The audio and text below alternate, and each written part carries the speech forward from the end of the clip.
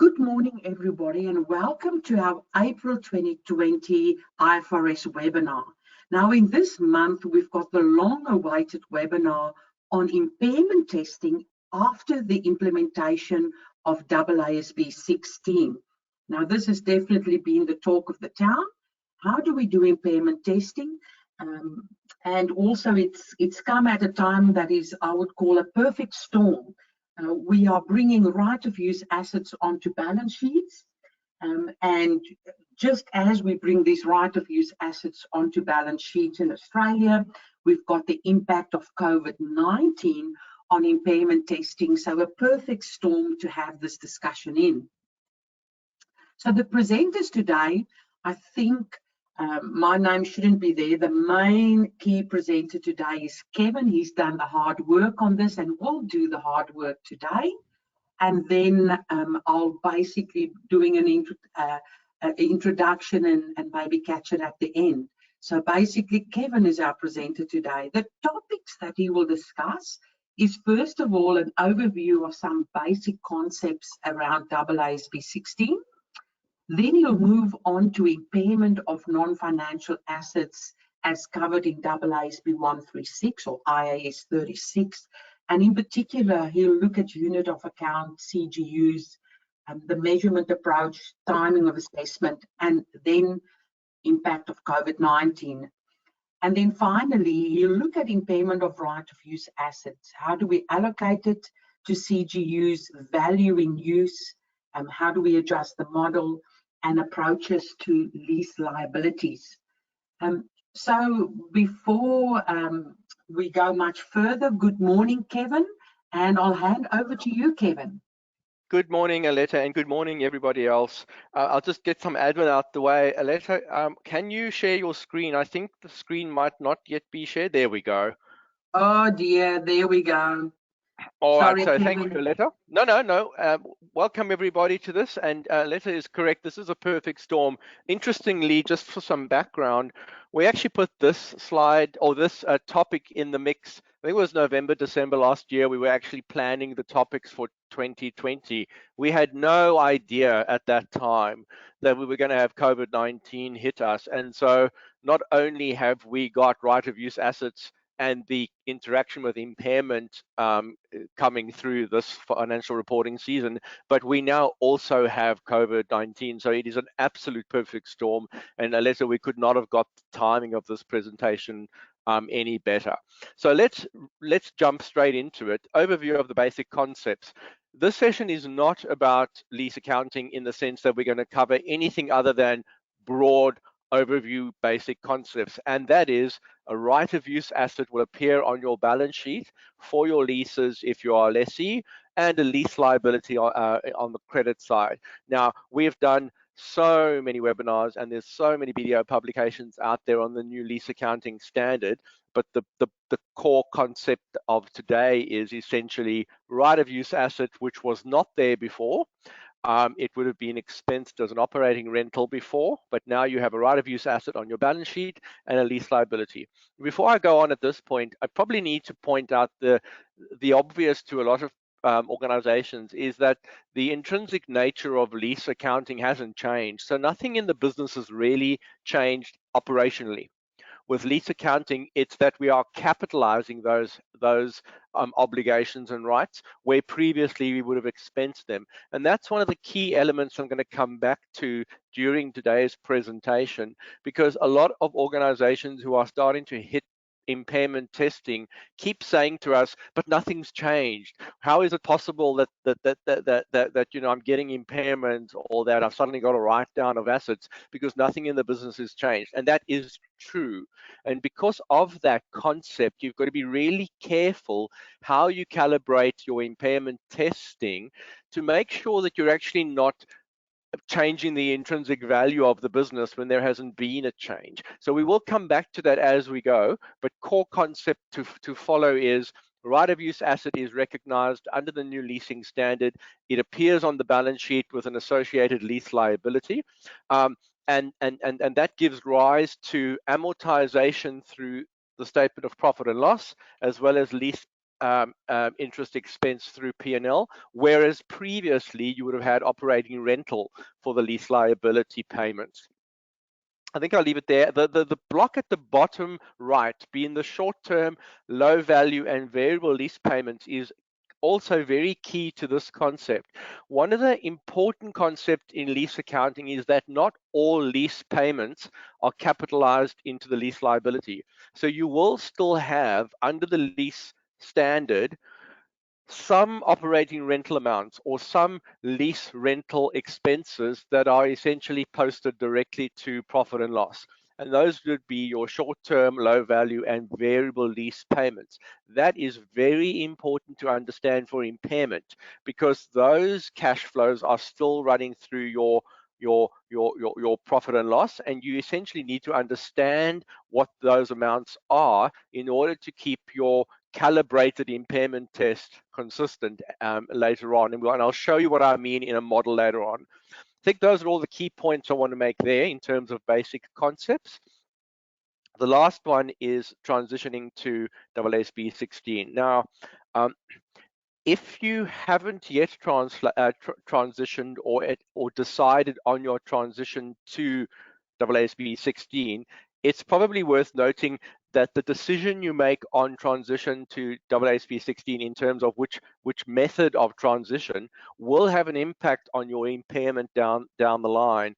And that is because the choice of transition method dictates what the right of use asset carrying amount is on transition. It can be higher or lower depending on which method you choose.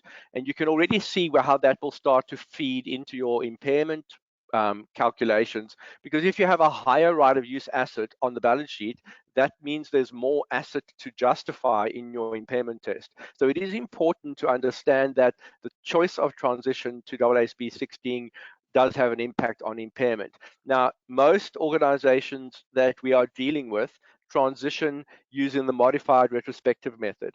And so I'm going to focus on the modified retrospective, and there's essentially two options there. We call them the modified 1 and the modified number 2. Modified 1 is when the right of use asset on transition is equal to the lease liability, adjusted for various balances that are coming over from the old standard. But essentially, modified 1 equals right of use asset equals lease liability on the transition date or on the date of initial application. And for most entities with a June year end, that'll be 1 July 2019. So on 1 July 2019, your lease liability on that date equals your right of use asset. Modified retrospective method number 2, the lease liability is the same, being what is the lease liability on 1 July 2019? It's basically the amount still owed on your lease at a discount rate. But the right of use asset is a separate calculation, and what you do there is you go back to the commencement date of the lease and you retrospectively work out what the right of use asset would be on transition on 1 July 2019 had you always applied the standard from the commencement date of the lease at the incremental cost of borrowing on transition. That can give you very different answers on the right of use asset, and naturally that can also give you a very different answer on your impairment calculation. So those are the key concepts on the lease accounting standard I want to bring to your attention.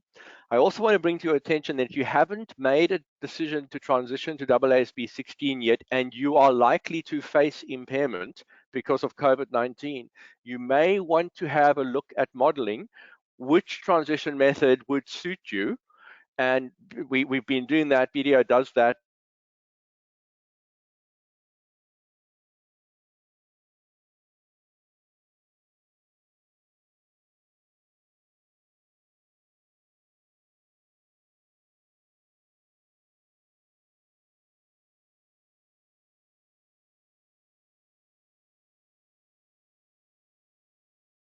Hello, Kevin, are you there? I can't hear you anymore. Can the attendees maybe let me know whether you can hear Kevin?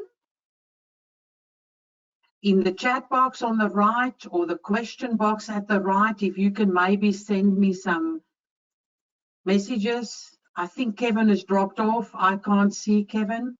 Well, I can't, he's still in the attendees. Kevin, are you back? I am, sorry, what did I cut out for a moment? Yes, sorry, Kevin. Just when I moved the slide to this one, when you were talking about if you haven't decided on a transitional method Yes. yet, and that we at BDO model and can insist in modeling what's the impact Yep. using method 1 and 2, that's where you cut out. So if you want to pick it up there again. I do apologize for the breakup in sound. Off you go, Kevin. Thank you, Letta. No, look, that point was correct. Is that if you haven't yet decided on your method of transition, today you will see that essentially COVID-19 puts a unique spin on that decision, because the decision you make on your transition method will change the right of use asset value or carrying amount, which means it may impact your impairment down the line.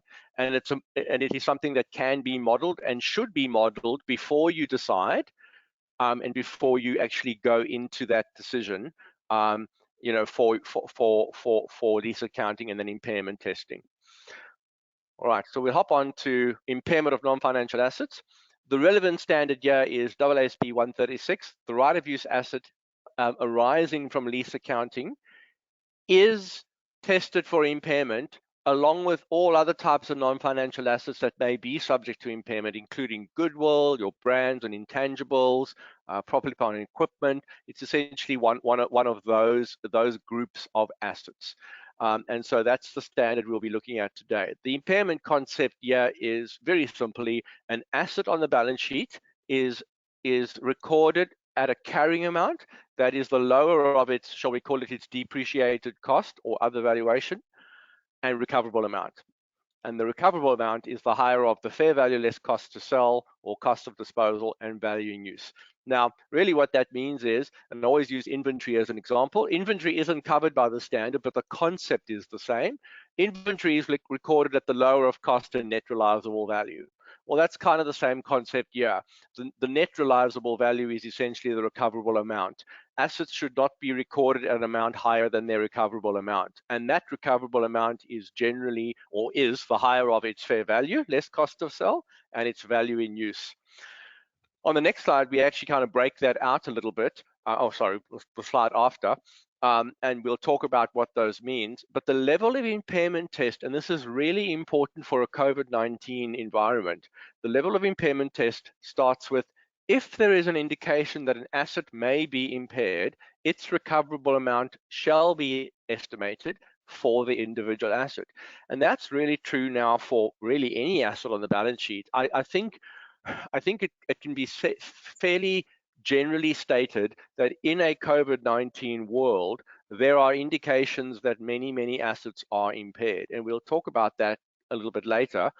But a right of use asset under AASB 16 is assessed for impairment if there is an indication of impairment at the individual asset level. And we'll talk about whether indications of impairment exist for leased assets in later on slides. But if you cannot do the test of an individual asset at an individual level, it must then be tested at the level of its cash generating unit. Now, in the world of right to use assets, a right of use asset can really only be tested for impairment at an individual basis if that right of use asset generates cash flows that are largely independent of other assets, which basically means that if you have a right of use asset because you are leasing an asset like property, you really can only test that asset for impairment on its own if itself is generating inflows, let's say through a sublease, where a subtenant is paying you income on that premises. So you're earning income by way of rental income, and you're also then you've unleased it from a landlord. But if the asset is actually used in your production or in your organization, let's say office premises or warehouse for your stock, and you're actually not earning, let's say, income on those premises by way of a sublease, then the asset really only generates return along with the other assets in the cash generating unit or in the business. So the important message here is that a CGU, by definition, is the smallest identifiable group of assets that generate cash inflows that are largely independent of the cash inflows of other assets or groups of assets, which basically means if you've got a right of use asset on your balance sheet and it's being used by you as part of your business, production, warehousing, whatever it might be, it generally needs to be added together with other assets to generate the inflows in the business. And it does so at the smallest group of assets to do so, or the smallest group of assets to generate those inflows. The keyword there is inflows. I've put this in because this has become a problem. We have received lots of queries on this, and the regulator ASIC has also been addressing this with a number of corporations in the last few months, because the feeling is that entities are not assessing their cash generating units at the lowest level. And you will see in the example I have later on how tricky this can be with right of use assets. So I'll move on to the next slide, because I think you really get the concept that the right of use assets are mostly going to be generated, unless they're actually sublet, they're going to be doing impairment tests at a CGU level. And if you are doing them at a CGU level, the recoverable amount is, as we were said before, the higher of the fair value less cost of disposal, or the value in use. And those two approaches are quite distinct. They're quite different. Fair value less cost of disposal is a market-based measure.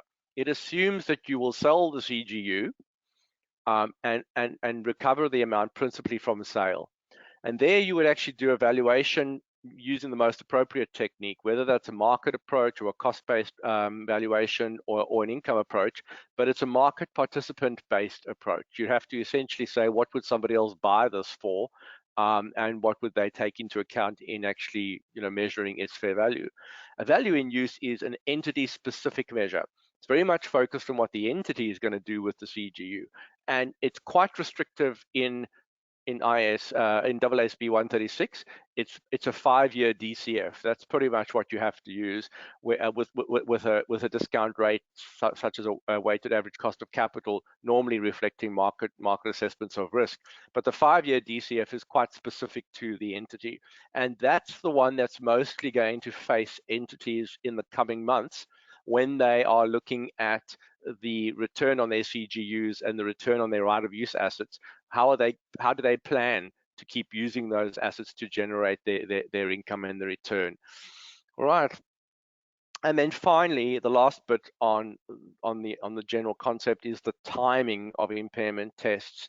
Now, the timing of impairment tests, generally speaking, an impairment test, that means the actual calculation where you run the numbers and work out whether there's impairment.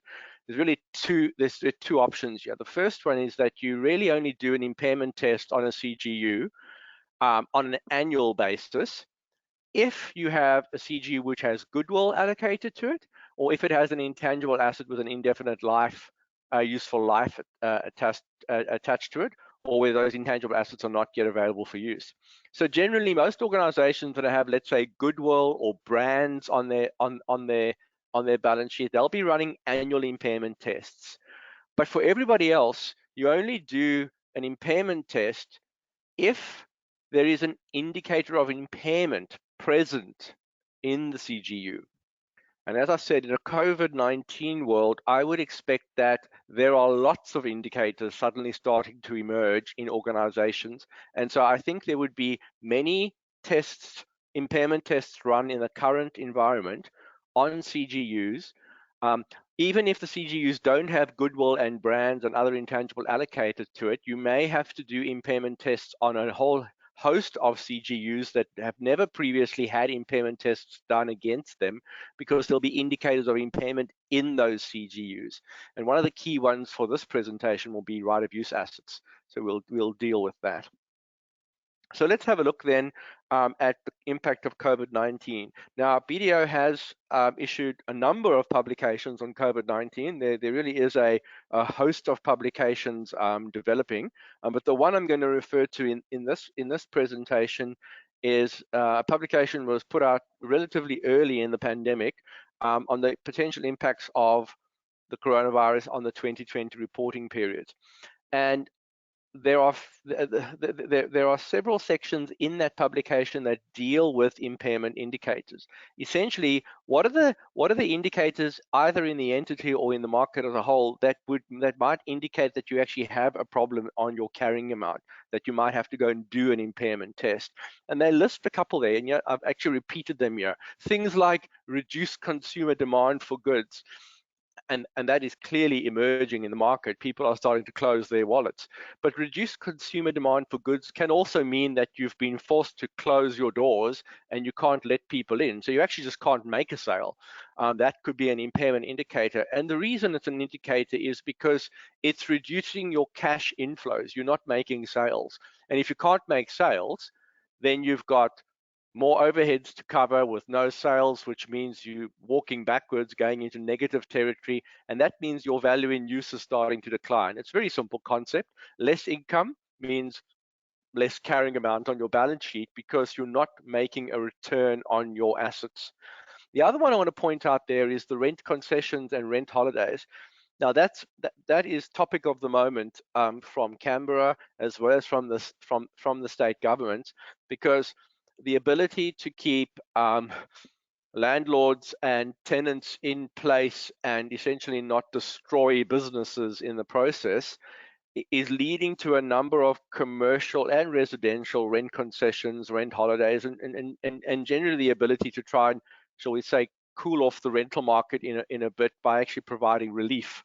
That is an impairment indicator. It's an impairment indicator that the ability to actually use the right of use asset to generate return means the right of use asset itself may be impaired. So I almost want to say that that by itself is an indicator that the right of use asset may need an impairment test, and hence why we're actually having this discussion today. So if we move to the next slide, then we will actually, let's wait for that. We'll actually apply that to the fair value and value in use model. Now, just bringing you back to what we're focusing on today.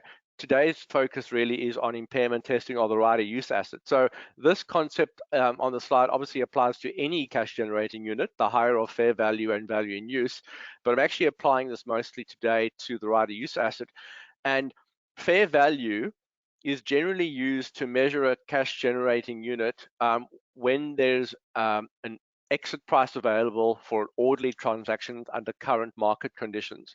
Now, the one thing I'd like to point out here is that most entities are going to find that the effects of the coronavirus are going to make it challenging to actually estimate a fair value. It doesn't mean it's impossible, but it is going to make it harder to do fair value impairment tests in the current reporting season, because the reliability of the measure is going to start to become brought into question. The range of possibilities in a fair value measurement is going to be quite broad, because the observable market data and the available market data is probably going to be questionable or unavailable to actually do those tests. So there is going to be a significant shift towards value in use impairment tests if you aren't already there during the current reporting period. So for the rest of this session, I'm going to look at the income approach, being the 5-year DCF, the one in yellow on the screen, because that's where I think most organizations will end up in the current reporting series. So we're looking at a right of use asset assigned to a CGU where there's an indicator of impairment because of the COVID-19 scenario, triggering the need to do an impairment test on the CGU to which the right of use asset belongs using a DCF, 5-year DCF. That was a mouthful. Take a breath and move on to the next one. Most 5-year DCFs will look like this. A 5-year forecast period with a terminal value at the end of year 5, discounted at an appropriate risk rate back to present value. This is your cash generating unit enterprise value, shall we call it. Generally, the forecast period is forecast out using budgets in the first year and then cash flow forecast extrapolations from years 2 to 5, because most organizations at least do a 1-year budget for the business, and then they extrapolate out for years 2 to 5 and then work out a terminal value in year 5. So these are the concepts that are going to flow through in your value in use your calculations, and I'll deal with those relating to right of use assets in the coming slides. So if we look to a case study, when I sat down to kind of work through this, and Aletta and I were thinking about it, we thought the best way to do it was actually do a case study. There's really no other way to do it, and so this case study has been built out of a case study in the impairment standard, and then we've added a couple of leases to it to demonstrate the concepts as they relate to a right of use asset. So I'll try and keep it as simple as possible, and I've put a little straw diagram at the top there just to make sure you can visualize the fact pattern. So the first point is that M is an Australian brand of clothing. And it's a global organization owned by multinational corporation Y. M is comprised of 5 Sydney stores, one of which is Store X, and Store X is going to be our candidate store for the rest of this presentation. And there are 20 other stores around the country. What's important here is that all stores are managed in the same way. So the sales are priced, and the marketing and HR policies, they're all set by the team in the head office in Melbourne. Casual and sales staff hires are actually managed by each store manager locally in the stores, and each store purchases its stock from M's National Purchasing Centre in order to cater for local and regional demands in their store. Essentially, what we're trying to get to there is the stores might be managed from HR, but they are run on a store-by-store basis in terms of performance and in terms of independence. They're essentially run independently by each store manager. And that's important because that's going to set us up for identifying the CGUs when we do the impairment test. Now, M has executed 3 leases. They have a lease for the ground floor in Building A, which is used by Store X to conduct its business. So one of the stores in Sydney, Store X, has a lease and it operates out of Building A. There is a lease for one floor in Building B, a separate building. This is sublet to a law firm. And then there's a lease for 2 other floors in Building C, and those are used by the M's HR and marketing department. So essentially they are head office leases. So those are the basic fact patterns we're going to use. So if we start to apply the standard, the first thing to do here is to understand how right of use asset interacts with our impairment test. So Y has adopted AASB 16 on the 1st of July 2019 using the modified retrospective approach number 1. What that means is on 1 July 2019, they have worked out their lease liabilities on their leases, being the future lease payments on the leases discounted at an appropriate discount rate. And in this case, the discount rate is an incremental cost of borrowing of 8%. And they have recognized a right of use asset that is equal to the lease liability. That's modified retrospective number 1. So the lease liability and the right of use asset equal each other on the 1st of July 2019. The lease liability has been worked out on the fixed lease payments that are still due under the lease. Supplemental rental payments are made on the lease, and those are variable lease payments. And the reason why that's important is because variable lease payments will be expensed as incurred, whereas the lease liability is only made up of the capitalized fixed lease payments. That's quite important to show you how that feeds into the value and use calculation later on. And this is quite common. Variable lease payments on retail space generally are things like when the retailer has to make a payment of 5% of turnover to the landlord. They're quite common. Those will be variable lease payments, and in this case, I've called that a supplemental rental payment. Now, in March 2020, Store X, which is our focus for today, closed for 2 months because of the COVID-19 pandemic. And that is a classic impairment indicator on the right of use asset. The inability to use those premises to generate inflows during the COVID-19 pandemic means the CGU to which the right of use asset belongs, it may be suffering cash outflows or net cash outflows or losses, and therefore needs to be tested for impairment. In this case, the right of use asset is tested at the level of its CGUs. And that is because the right of use asset can only generate cash inflows at the store level along with the other assets of the store. So in this case, the store X right of use asset is assigned to the CGU for impairment testing. Hope that all hangs together. If we can move on, we must now actually work through allocating the other assets to the CGU for testing. And I'm focusing on store X here just to keep it simple. So what are the assets that actually generate cash inflows together for store X? Well, the first thing is store X will have inventory.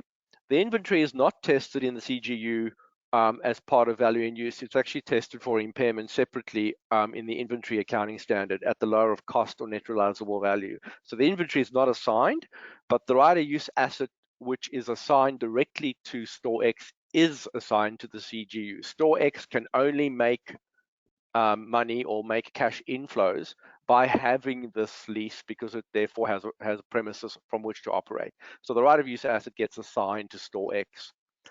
I did actually want to run through the other right of use assets. There were 3 leases. The second lease was the cash inflows generated from the law firm on building B. That is not assigned to a CGU. I've already made reference to that as an example. Because this lease is sublet and is earning income as a sublease independently from other assets, it doesn't get tested as a CGU either because it can be tested for impairment as an individual asset, as an individual right of use asset. So the right of use asset at building B is irrelevant to store X because store X doesn't need it to operate. But store X does need the right of use asset associated with the third lease. So the third lease, if you remember correctly, was a lease at head office for the marketing and HR departments for essentially for global brand M to operate. And in the impairment testing, corporate assets or assets that exist at the corporate level must be allocated to a CGU for testing.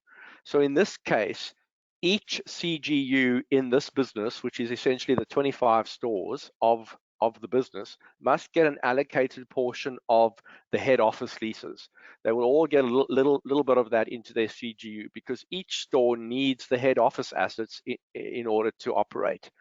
And that is important because any head office leases or any leases that exist at a corporate level that create right of use assets may have to be allocated to a CGU for impairment testing. So you mustn't forget those, or you mustn't lose sight of those in the grand scheme of things when you're running your impairment tests under this new standard, the right of use asset standard. And then finally, the brand and the goodwill. Now the brand, if the brand, which does exist at a group level or at a corporate level, can be allocated on a reasonable and consistent basis to the CGUs, it must be allocated, which in this case I've assumed it can. And the goodwill is allocated at the level and tested for impairment at the level where management monitor it for internal purposes. In this case, I've assumed the goodwill actually is tested for impairment at the segment level, which is higher up from store X, and I've done that for simplicity. I didn't want to get into goodwill today, so I allocated the goodwill to the segment level for testing, but it is important that the brand and the right of use asset for building C, which are corporate assets, they must get allocated if they can be allocated on a reasonable basis in order for you to do your impairment testing. And that's what I've done on this slide. Hopefully at this point, we're all keeping up, and I'll bring it all together on one slide. So this is what your impairment test would have looked like or might have looked like for store X using a value in use approach before the implementation of AASB 16. Now, I'm actually going to ask Aletta to use her mouse here. You'll see it floating on the screen a bit. Aletta's in control of the mouse and the screen. So Aletta, if you can be my pointer, I'm going to point certain things out. And the first thing is actually, what are the assets in the CGU? So if we have a look down on the right-hand side, I've created the assets being the brand, the plant and equipment, and the other assets. Now, those are the assets that were allocated to the CGU before the implementation of AASB 16. Those are the assets that store X needed to operate.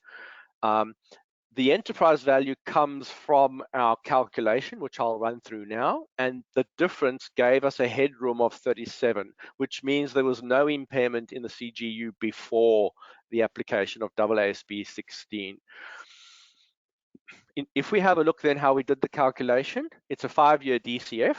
The items in red are the actual numbers leading up to 30 June 2020. So those are there really just to show actual. And then the blue numbers are the budget and forecast numbers, being a 5-year DCF with a terminal value. So you can kind of get familiar with what's going on. And then the little blue block of numbers are the rental numbers, and they are the relevant numbers for this impairment test. We have a base rent, so you can see there's 4 years worth of base rent. And then the supplement numbers, those are the variable lease payments that are made in addition to the base rent. And those are important because those variable lease payments under AASB 16, they are expensed as incurred effectively, so they are not capitalized into the lease liability. And they're important to keep track of those because when you do your modeling later on, you need to keep your cash flows in your model consistent with your assets and liabilities that are capitalized into the CGU. The other thing which I want to point out in this particular model is you'll notice there's a yellow block of numbers on the side where the 120 are. Now, there's a bit of, I threw a curveball in here because it is something that keeps coming up in our discussions with clients and at BDO Global as well.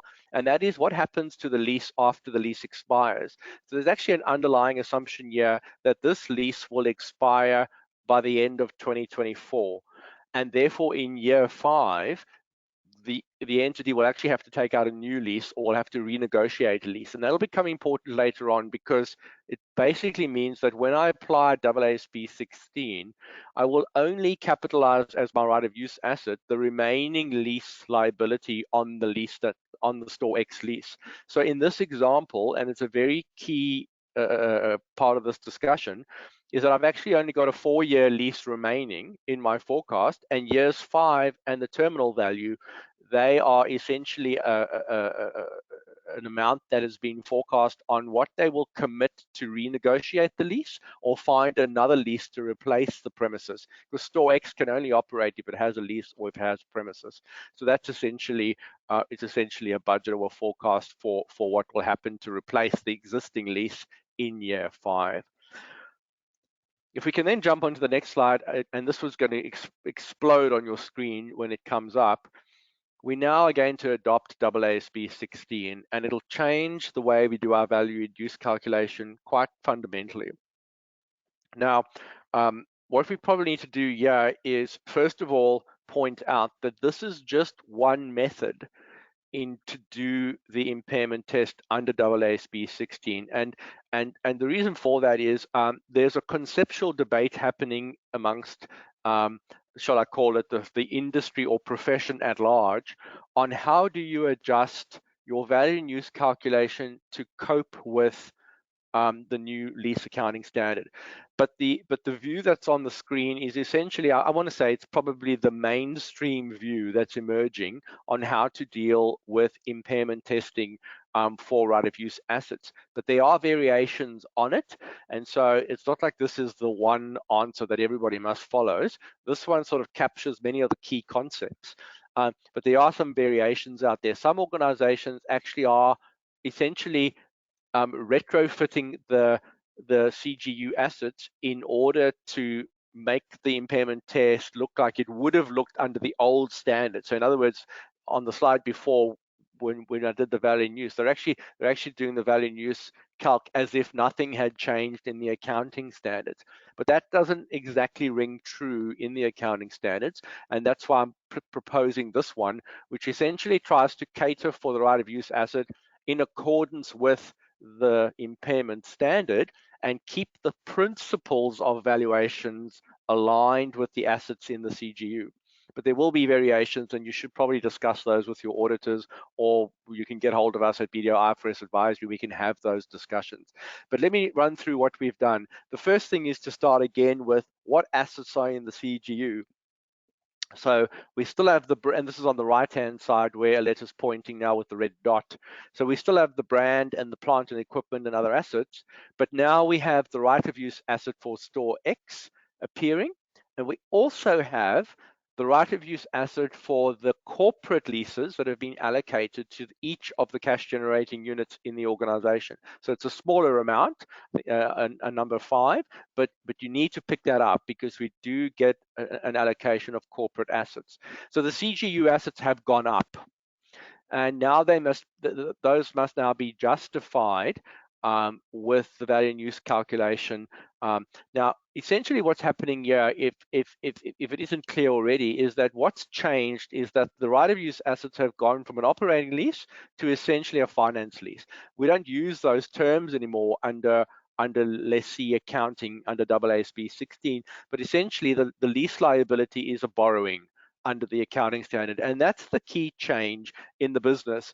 The accounting standard treats the lease liability as a financing activity, as a borrowing, just like mortgages or bank overdrafts and those things. And that's the change that's happened. The business actually hasn't changed. The business is still operating like normal, but what's happened is the basic assumption of the lease liability is that it's now a borrowing. And borrowings are not part of the value in use calculation. Borrowings are funded out of the free cash flows. Whereas under the previous standard, they were actually in the free cash flow. So that's the key change that has happened here. And as a result, the free cash flow model has to change as well. And the only way it can change is if you actually accept that the base rent, and I'm going to move now up to the base rent letter, those 4 numbers have disappeared because they are no longer operating expenses. They are essentially the lease payments on a borrowing, on a financing liability. Therefore, they are actually paid out of the free cash flow. So the free cash flows at the bottom of the model will then be used to pay for the base rents. And that's why they have disappeared from the model. But what's important here is that the supplemental lease payments have not disappeared. Those are the blue numbers. And the reason for that, those were never part of the lease liability. Now, this is the key concept, is you can have debates with corporate finance individuals and with IFRS technical people and even just auditors in general.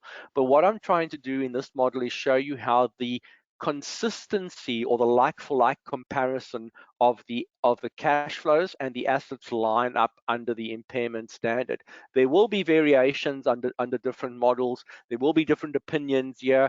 You will have to cater for different principles differently depending on who's doing the model and what your circumstances are. But I'm just trying to show you in one example on how you keep the like-for-like comparison going between your assets and your cash flows. And the supplemental cash flows in this case, because they weren't in the lease liability before, they weren't capitalized as a borrowing, I've left them in the model because they're essentially operating in nature. And that is important, otherwise it doesn't really work. The other thing is important is what I call the CapEx, being those base rent replacements in year 5. Remember, I actually said to you in year 5, those numbers, they're still in the model. And the reason why they're in the model is because we haven't yet entered into that borrowing yet, or we haven't actually taken that lease out yet. So the business must still cater for premises in year 5 and in the terminal value. That can also be done a number of ways. You can also put that in different places in the model. A lot of valuers will actually put those down in the CapEx line further on down in the model, but it doesn't matter. I've just left it there to cater for it. And the other debate you might have with your valuer is what the number actually is. In this case, I've actually put it as 120. The assumption being, I guess, that they will be able to negotiate a lower rental in year 5. But those are all significant judgments and estimates that would have to factor into your model when you do this. But principally, you can't leave that out because principally the store needs a premises from year 5 onwards that needs to cater for this. So that then actually drops down into an enterprise value of 1361 down at the bottom. The other thing to point out and note that's changed here is the depreciation. The numbers have changed because the right of use asset is depreciating, so they've gone up significantly, but they are non-cash movements. So by the depreciation going up on the one line, I've taken them out on a lower line because they're essentially non-cash items. So they shouldn't really have an impact on the enterprise value at the bottom. But what will change is the discount rate.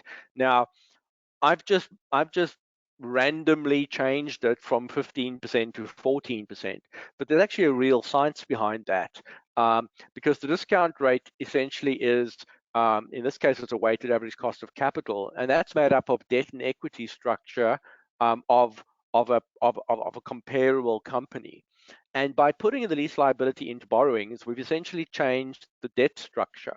And remember, the debt structure should be a market participant debt structure of a comparable entity.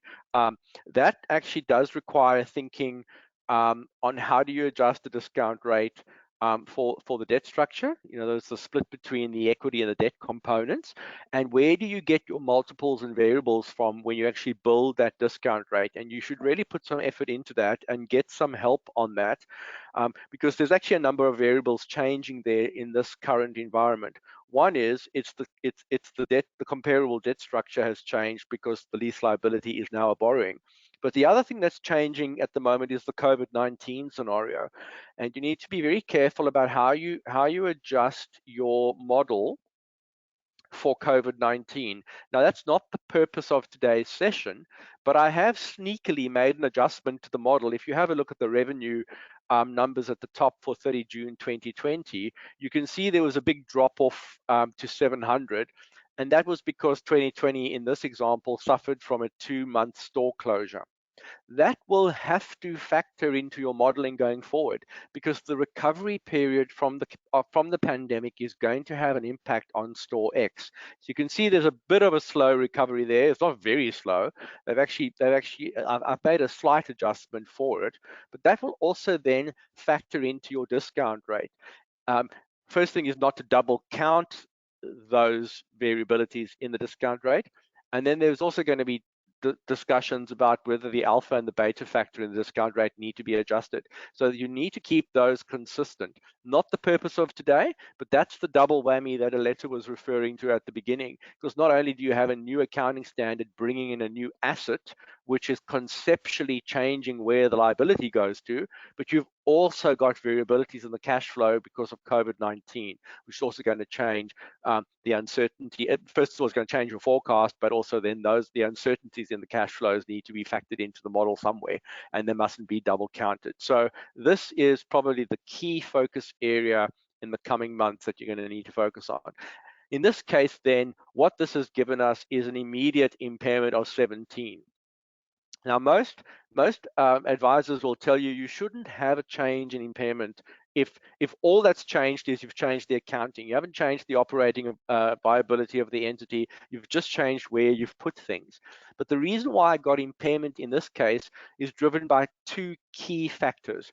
One is it's the difference between the weighted average cost of capital of 14% and the 8% used to work out the lease liability being the incremental cost of borrowing. That will have an impact, because there's obviously there's a key difference between the lease liability, which is worked out at 8%, and the impairment test that's done at 14%. That's going to have a change. And that's why the discount rate probably needs some special attention going into this. The other thing that has an impact is that because I chose modified number 1 for transition, my right of use asset is higher than it would have been had I gone back to the beginning and worked out my right of use asset from the commencement of the lease. So I've essentially chosen a shortcut to the right of use asset. The right of use asset under modified 1 is equal to the lease liability on that date, and under modified 1, it's generally higher than it would have been had you gone back to the commencement of the lease and run the numbers from the start. That will give you an impact on your impairment, and you can see that it's given you a $17,000 or $17 million impairment. I think, Aletta, I might have actually put on the next slide the comparison of the modified 1 and the modified 2. Not actually sure. If we just go to the next slide, I actually did, yeah. So I actually ran the model, and I actually changed the transition method in this calculation. And I know you don't have the backing calculations to this, but there was actually a fact pattern to the lease. I think the lease was a 10-year lease, which had 4 years to go in this calculation. So if you have a 10-year lease with 4 years to go at the time of transition to the new lease accounting standard, the modified number 2 transition method would have given you a very different right of use asset. It'll give you a much lower right of use asset because you would have gone back 6 years to the beginning of the right of use asset and amortized it right from the start of the commencement of the lease. That gives you a much lower right of use asset. which means you get much more headroom and no impairment purely because of the transition method. So that's something you may want to model on your leases if you haven't already chosen your transition method. And as I said, that's something you want to run the numbers for even before you jump into this. I think I have probably nailed all the points that I want to talk about today. There was probably just one last point on the lease liability, which I think is the last slide in the pack. There is a debate going on about whether the lease liability should actually be deducted against the assets of the cash generating unit in order to do the impairment test. Now, this was essentially addressed at an interpretation level at the international standard setter level. I think it was in 2016, where they essentially gave us an answer on how you cater for liabilities that are recognized associated with the CGU if you're trying to deal with that on an impairment level. And the general rule is that you don't actually bring those cash flows into the model, and you don't deduct the lease liability off the CGU to do the impairment test, unless, of course, you're trying to compare it to the fair value calculation, and the buyer would assume those liabilities. But essentially, and this is probably a much larger discussion, so I won't get too much into the detail, but ultimately the treatment of the lease liability really only becomes important when, firstly, the buyer in a fair value calc would assume that liability, which is often the case for liabilities associated with rights of use assets. And then the method that you do to actually work out the impairment is to deduct that liability from the enterprise value and from the CGU carrying amounts when comparing it to the fair value worked out for impairment testing. So it's essentially done all below the line. You don't fiddle with it in the actual value in use calc to work out whether there's impairment. You actually fiddle the numbers, shall I say, when you're comparing it to the fair value, and you do it below the line by just adjusting the actual enterprise value and the CGU value consistently in order to compare it to the fair value. I think if you're getting to this point where you're wanting to try and deal with the liability and how you treat the liability when comparing it to the value in use, you probably should seek some help. If it's not quite clear, or if you haven't read the interpretation that came out on this, because it's once again, it's keeping the assets, the liabilities consistent, and it's not muddling the numbers up, because otherwise you sometimes can actually end up with more impairment than you would otherwise have ended up with. So I think it's probably a discussion once you get to your enterprise value and you've got your CGU. If you do have impairment at that point, you should probably then start to think about comparing that to the fair value and whether you're treating the lease liability correctly. If your value in use calc, without worrying about the lease liability, gives you no impairment, you're probably clear at that point and you wouldn't have to worry about this. But when you do start to get impairment and the headroom essentially evaporates, you will need to start to think about whether you are treating, or at least considering, your lease liability correctly in working out the quantum of the impairment charge. I think I'll leave it at that. We've got five minutes to go. So summary of the key items then for today is impairment is a bottom-up approach. And this is very important with right of use assets, is indicators of impairment are identified at the individual asset level. And right of use assets are generally, many of them are suffering impairment indicators right now, which means that right of use asset would be assigned to its CGU, and testing for impairment would need to be done in the current financial reporting period. That's important. And then the second slide really just talks about the concepts of the right of use assets and the associated lease liability currently are being treated as capital balances. That means they are borrowings, and as a result, cash outflows from borrowings are not included in your value in use calculation. Essentially, those borrowings are funded out of the free cash flows, and as a result, you'll have the asset and the corporate assets assigned to the CGU, not the liabilities. And you need to then specifically need to adjust your weighted average cost of capital. Your capital structure, being your debt and equity structure, essentially changes in the new realm of AASB 16, and your discount rate should reflect that and be adjusted accordingly to make sure that you're not double counting or overcompensating on the risks. I think that's really the key takeaways of today. I'll wrap up just by running through our virtual training or some virtual training initiatives that relate to this, and I'll hand back to Aletta. So actually, no, sorry, Aletta, I'm handing back to you. Yeah. Kevin, no problem at all. I just wanted to say that I've done a lot of reading and research on this topic. And I thought I'm quite across it, but Kevin, you have done an absolutely amazing job, and you have really enlightened me on a lot of things that I've overlooked. So thank you very much, and compliments. That was fantastic. I think the bit that I found particularly interesting was where you compared modified method number 1 and 2. And I know you'll be laughing at this because I've been going on about that forever. So when we first adopt AASB 16, and when we help our clients adopt AASB 16, as you know, only 2 of my clients have done full retrospective, all the others have done modified. And a lot of finance teams immediately go towards modified 1 because it's quick and dirty. And we have said to them, you know, you have to model this out, not just the impact on day 1, but how will it play out over the next 5 years. And we were thinking the impact that the 2 different methods will have on profit and loss in future, and that modified number 2 is not so negative on P&L in future because it adjusts your opening retained earnings on 1 July 2019. Whereas modified number 1, you have no impact on 1 July 2019. However, it's quite a negative impact on profit in future.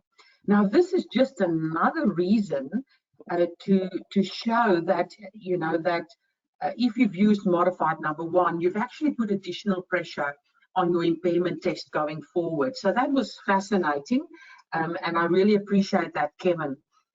So virtual training, as you know, face-to-face training has more or less disappeared, and we've moved to virtual training and virtual offerings. Now, Kevin has been doing impairment training with chartered accountants, Australia and New Zealand, for many years.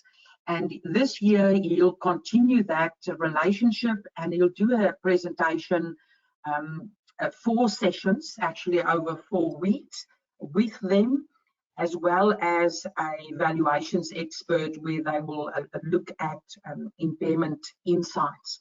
So if you would be interested in that, if you look at Chartered Accountants Learning Store, you can sign up for that, and you can get more access to Kevin.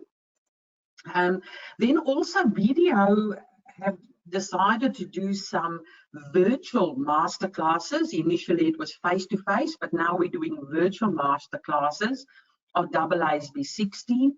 As you know, we've got about 2 months before 30 June when AASB 16 is first disclosed, recognized, measured in our financial statements. These masterclasses are back due to popular demand, and we've expanded it. Previously, we only ran it in Melbourne and Sydney, and it's now also being offered in Adelaide, Brisbane, and Perth. So if you wanted to register for those. So the virtual masterclasses, we're actually helping talk people through how do we identify leases, make sure you capture all your leases, how do you perform your initial calculations of the lease liability, right of use asset, which transactional method to use. But we also show you from 1 July 2019 to 30 June 2020, your first year, how do you deal with ongoing reassessments, ongoing modifications, and you know, I just have to add there the whole current environment around rent concessions, rent relief, which technically would be a modification and would technically have big ramifications on financial statements, is creating issues under COVID-19, and therefore the International Accounting Standards Board had a meeting on Friday, a special meeting to consider it, and they're actually proposing to make a change to AASB 16 and IFRS 16 with immediate effect. And we're expecting to see the exposure draft this week. So on LinkedIn, I'm posting all the updates. We included in our accounting newsletter if you want to register for that, and it will be captured in our masterclasses. And then we'll also help you with a little bit of a discussion on choosing an appropriate software solution. Kevin, I'll throw back to you. I think everybody's quite tired to listening to me about appropriate lease accounting solutions and BDO's BDO lead. So I thought I might give you a go. Yeah, thank you, Aletta. And I think I actually, in the last few weeks, this has really started to come home to me about the lease accounting solutions.